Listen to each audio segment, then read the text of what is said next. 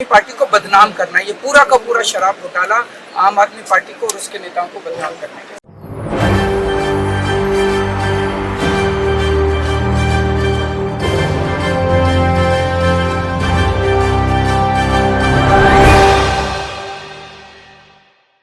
नमस्कार, SPN 9 news देख रहे हैं आप। आपके साथ मैं हूं मानसी जायसवाल।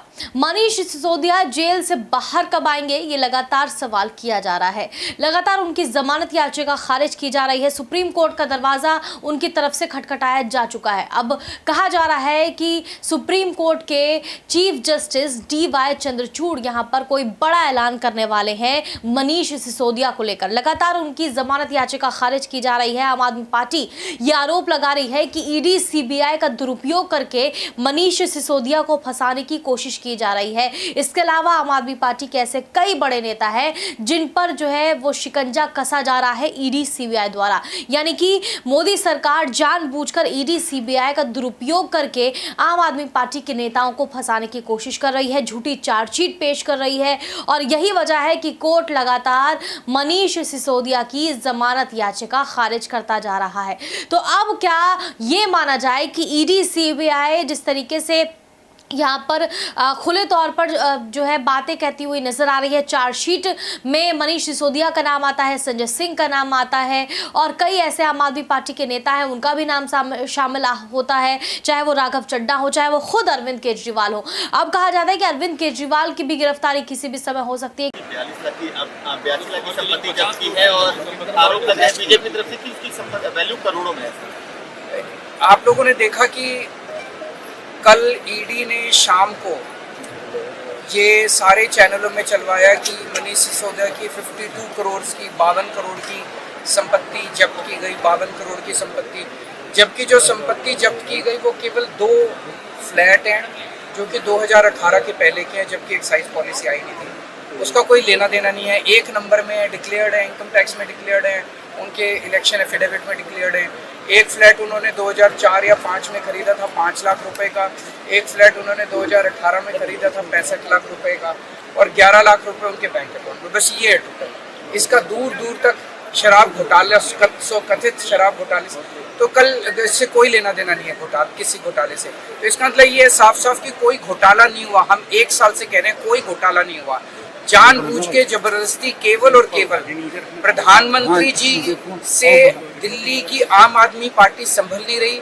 दिल्ली में आम आदमी पार्टी इतना शानदार काम कर रही है, इतना शानदार काम कर रही है।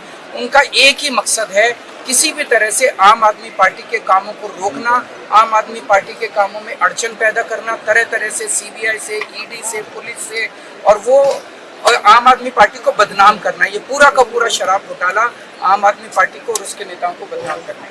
भारतीय जनता पार्टी आम आदमी पार्टी के नेता मनीष सिसोदिया जी के खिलाफ झूठी खबरें फैला रही है। भारतीय जनता पार्टी और प्रधानमंत्री नरेंद्र मोदी जी मनीष सिसोदिया जी को बदनाम करने की कोशिश कर रहे हैं।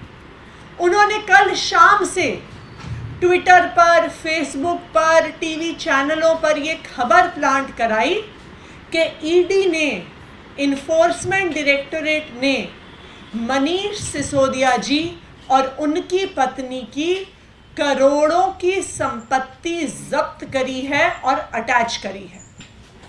मैं आज आप सबके सामने ED का खुद का ऑर्डर रखना चाहती हूं और आप सबके माध्यम से पूरे देश को दिखाना चाहती हूं कि भारतीय जनता पार्टी और प्रधानमंत्री नरेंद्र मोदी जी किस तरह से झूठ बोलते हैं। ये कागज जो हैं, ये इन्फोर्समेंट डायरेक्टोरेट का खुद का ऑर्डर है जो 3 जुलाई को इन्फोर्समेंट डायरेक्टोरेट ने इशू किया था। Provisional attachment order number 20/2023।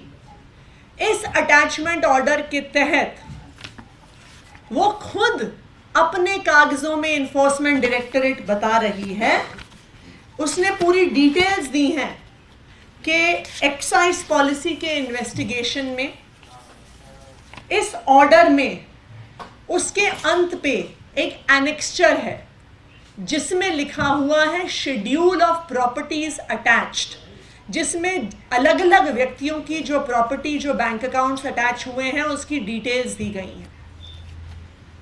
आप खुद देख सकते हैं।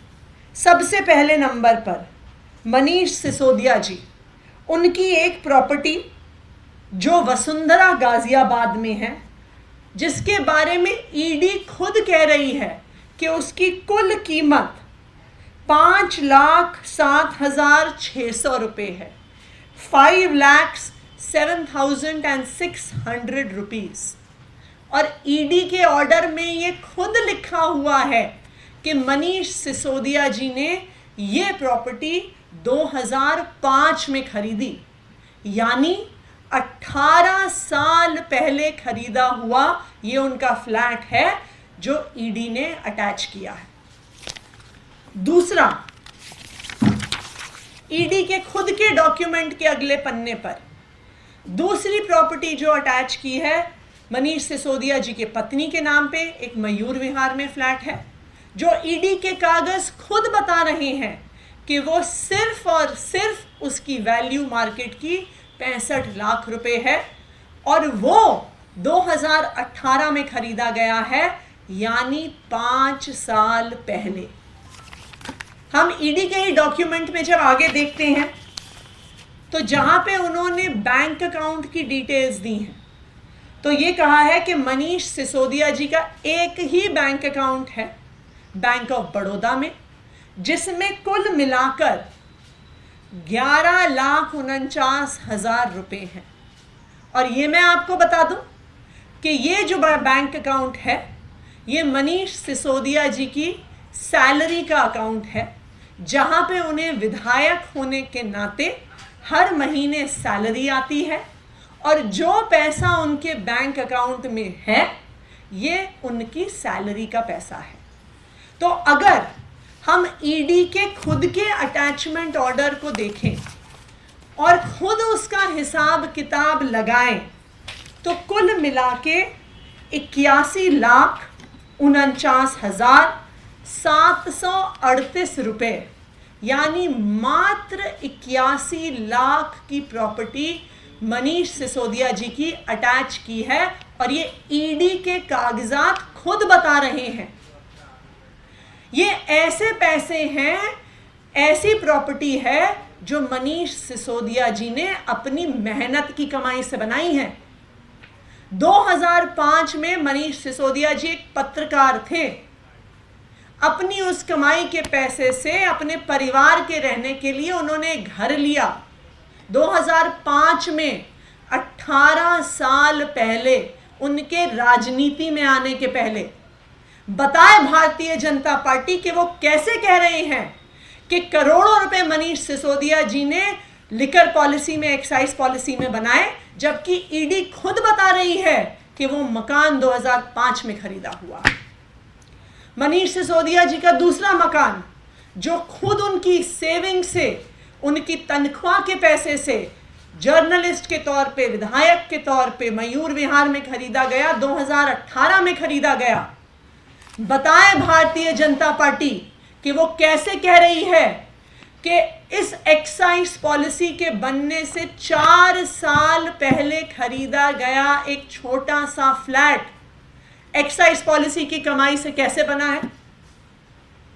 बताएं भारतीय जनता पार्टी, बताएं प्रधानमंत्री नरेंद्र मोदी जी कि जो सैलरी से पैसे आने वाला एक बैंक अकाउंट है जिसमें मात्र 11 लाख रुपए की मनीष सिसोदिया जी की जिंदगी भर की सेविंग्स हैं, ये कैसे एक्साइज पॉलिसी के प्रोसीड्स ऑफ क्राइम से आया है।